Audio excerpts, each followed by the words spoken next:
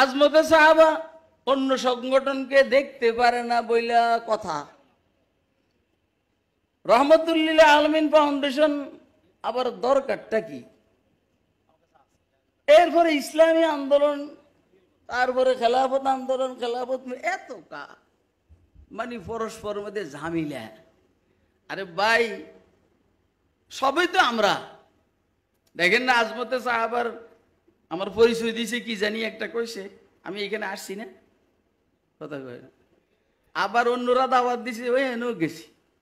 আবার ওইখানে আবার জামিলা কয় গেল কা, যাবো নাকি, ও কাফের নাকি?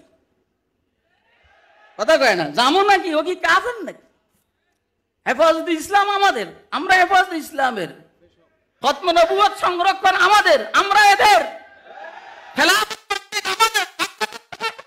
ওদের। আপনারা কি আমার কথা বুঝতেছেন? এই মানসিকতা যদি বাংলাদেশের মধ্যে না হয়, ইনশাআল্লাহ দ্বিতীয়বার ভালো করে মাইর খাওয়ার জন্য রেডি থাকবেন।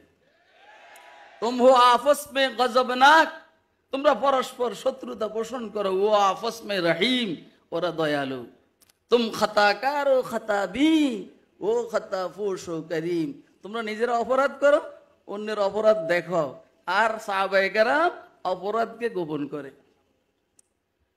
चाहते सब है कि हो उजे सुरैया पे मुकीम, पहले वैसा कोई पैदा तो करे कल्बे सलीम।